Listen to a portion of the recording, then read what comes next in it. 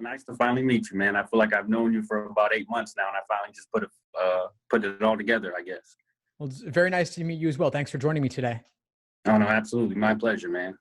So what would be most useful for you today?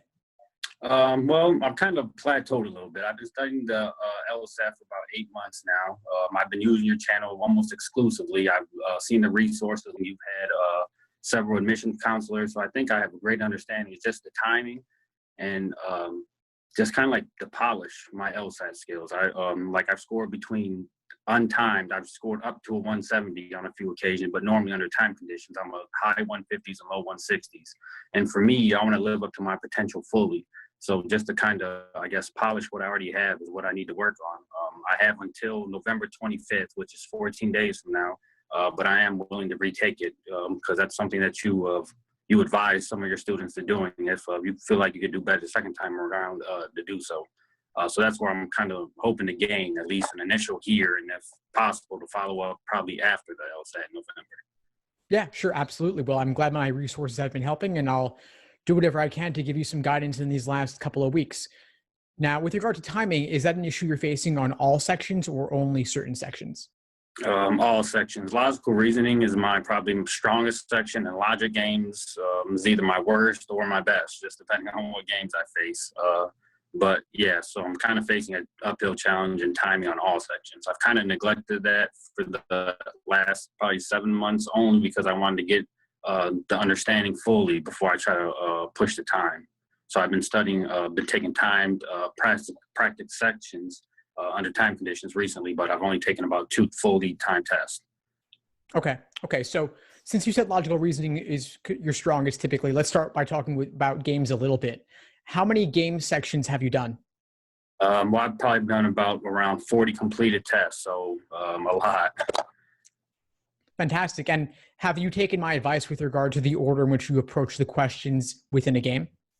I'm not exactly sure. I've seen like on your LSAT blog website, I've seen that you've like sequencing games, easiest to hardest. You grouped them all. You've done the hard work for me. I've used that. And like the hybrid games, the grouping, double layer sequencing. But in terms of just sections within the actual games within a section, no, I haven't tried that. I just try to open up the book and work my way through 1 to 4. Cool. All right. Well, let's talk a little bit about what you could do within a game. Within a single individual game of about 5 or 6 questions, you don't have to do the questions in order. You can do them instead in the order that you choose. That helps you build your understanding as you go. So you could do orientation questions first, then local if questions, then finally the general global questions, because that way you're able to make use of all your previous hypothetical scenarios to help you solve those global questions more quickly. The previous work you've done might help you eliminate a certain answer choice, or it may even give you the correct answer without you having to draw anything new. So that's one suggestion I'd have for you. Okay. Now, you've done 40 sections or 40 exams, which means 40 sections of games. That's plenty. I don't think you need to necessarily expose yourself to any new material other than what you come across in another timed exam you do or 2 that you do between now and test day. What's your plan for the next 2 weeks? Just to take, well, I'm still trying to get through the sections because I'm being a little discouraged. I don't really want to move on and use, like you said, I don't want to expose myself. I only have limited resources. I'm over halfway there. So I kind of want to just keep practicing, just kind of honing my skills, like on logic game, just keep doing sequencing after sequencing till it comes almost a second nature. I like, okay, I don't really have to read and interpret the question. I just kind of get it and write it down and kind of work my way through it. So I try to save my time to there. So pretty much take timed sections and then hopefully at least, like you said, probably a test or 2 times between now and then. Okay. And how many timed exams have you done so far? Have you just been doing sections? Yes, but I have done completed tests, only 2. I've only done 2 fully timed sections because I feel like if I can't get the sections down, then I don't want to waste the effort on the test, only because I want to use new material when I take it just so I could really get a measure about what my skills and ability really are. Yeah, I completely understand. So here's where we come to the question of what's your ultimate goal? Is your ultimate goal focusing on November, or is it a potential retake in January or beyond? Well, in November, I want to take it one and done. I waited 8 months only because that was my goal, take one and done, just get the best score I could get and then move on with it all. But if I get less than a 160, I know it's well within my means to get a 160. And if I think if I get less than that, then I would only just be selling myself short. So I would like to take the January or maybe a third time. I would hope not, but at least a 160. But I want to get the best score possible. If I've proven it that I've done it under untime, but just time conditions, I can't do it for whatever reason. Yeah, so you do need more time to practice. That's without question. And I typically recommend taking at least 10 full-length timed exams before test day, before your real final exam, because you want test day to be just another run through where you've gotten used to doing those 5-section sittings, because it's a lot. I mean, there's pacing with individual sections, but then 5 scored sections or 5 LSAT content sections with only one break in the middle is grueling. That's a feat of endurance as well. And Right. so you may want to, of course, save some exams for a retake, but I wouldn't want you to walk into November having only done 2 to 4 exams. Maybe, at the minimum at this point, 2 weeks remaining, you could probably only do another 3 to 4 exams max. Like in a 2-week Right. period, doing 2 exams per week is 4 additional plus the 2 you've already done, which is 6. That's not bad. But I would also want you to have an eye towards, could you do even better for January? I know you're saying one and done, but if you're not where you want to be, miracles aren't going to happen in the next 2 weeks, to be realistic about it. You could improve a bit, but you might improve significantly more given another 2 months or so. Okay. So you might want to save a handful of exams from the 80s for that potential retake in January or beyond. So maybe you do even numbered exams for now and save the odd numbered ones for January. So that way you still have plenty of recent material to use if you need it.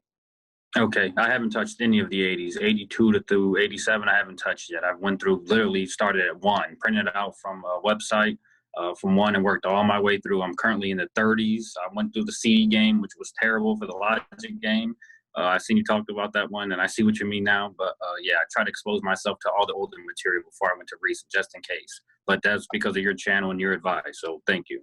Yeah, of course, my pleasure. And the thing I would suggest now is that you started from the beginning.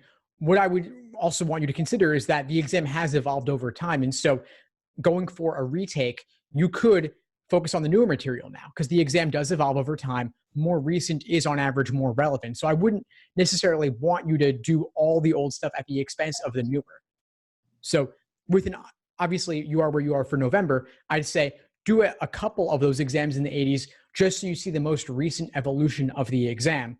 And then if you retake going forward, you focus on the 60s through the 80s so that you're focusing on the most recent relevant material. Okay. Will do, Steve. Will do. Of course. What other questions do you have for me? Well, just I know the LSAT score is only just a part of it, and I do have I would say a good reason why I want to go to law school. And it's atypical, so I do stand out from the rest of the crowd in that respect.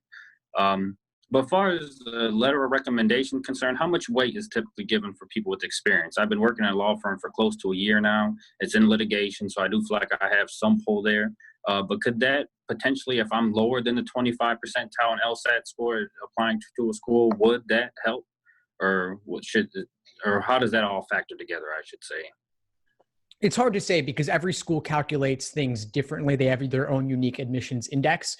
Work experience is one of those soft factors that, of course, is not really quantifiable, but they do look at people as individuals. And so if you have the legal work experience, that would raise you above someone else with comparable numbers who didn't.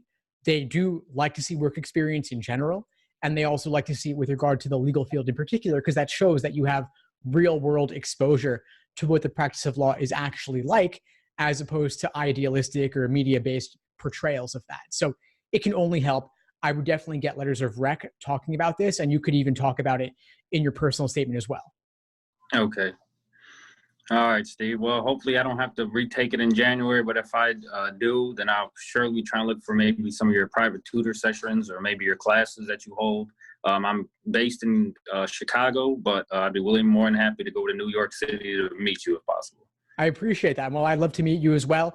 I also offer everything online. So distance is no barrier at all. Just like we're meeting now, we can meet for one-on-one sessions or for the classes just the same over the internet. Okay. It was great connecting with you, Marcos. Before we sign off, what would you say is the biggest insight you got from our call today?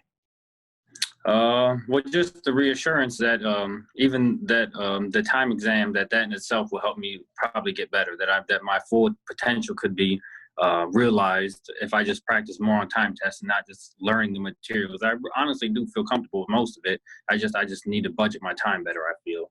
And for you to tell me that I need to use recent tests could only help, and just take some more practice time tests would help. So I would say those two factors have been beneficial. Excellent. Fantastic. Well, please keep in touch if you need anything as you go forward. And of course, let me know how November goes for you. All right. Thank you, man. It was a pleasure meeting you, Steve. Same. Take care. Thanks for tuning into the show. Please subscribe if you haven't done so already to be notified of new episodes as I release them. And feel free to reach out if you need anything at all as you move forward with your prep. I'm happy to help however I can. In the meantime, I wish you all the best and take care.